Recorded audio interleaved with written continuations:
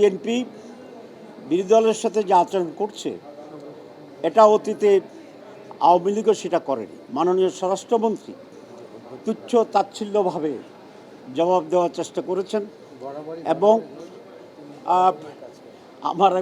আমাদের এক মাননীয় কলি বলছেন উনি বরাবরই এটা করেন এবং উনি নানা কমেন্ট করে বিরোধী দলের সদস্যদের বক্তব্যকে উপেক্ষা করার জন্য চেষ্টা করেন এবং আজকে উনি এটা এরকম কথাই বলেছেন যে এসব এগুলো পল্টন না, এটা শাহবাগ না।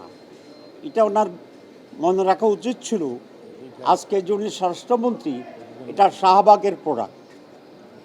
উনি শাহবাগে ওনাকে আজকের স্বরাষ্ট্রমন্ত্রী বানিয়েছে। দুই নম্বর হচ্ছে এক একজনের বক্তব্যের স্টাইল একরকম। আমরা কিন্তু ওনার বক্তৃতার ব্যাপারে বহু কমেন্ট করতে পারি, কিন্তু আমরা যেহেতু একটি কালচার্ড সিভিলাইজড একটা সংসদ তৈরি করার জন্য চেষ্টা করছি, সেজন্য আমরা সমালোচনা করি।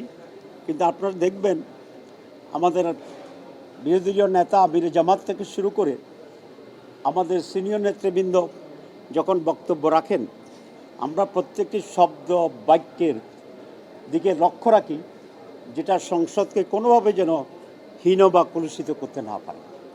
And we equally expect the similar type of response from the government.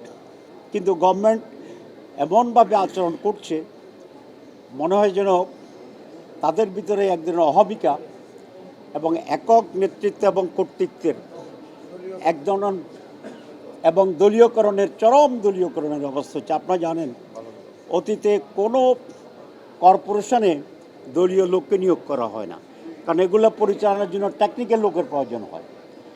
একদম সব জায়গায় তারা নিজস্ব দলের লোকদেরকে বসিয়ে দিয়েছে।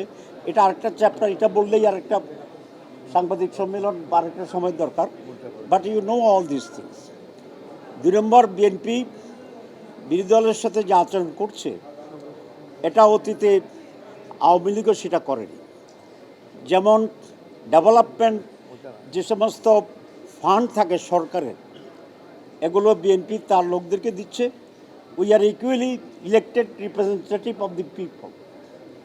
আমরা লক্ষ লক্ষ ভোট পেয়ে কিন্তু নির্বাচিত হয়েছি, কিন্তু বিরোধী দলের এমপিদেরকে এ সমস্ত বরাদ্দ দেওয়া হচ্ছে না, ডেভেলপমেন্ট প্রোগ্রাম থেকে বঞ্চিত করা হচ্ছে। আমাদের পুরো আন্দোলন ছিল বৈষম্য বিরোধী আন্দোলন, আর এই বৈষম্যের চ্যাম্পিয়ন হয়ে যাচ্ছে বিএনপি।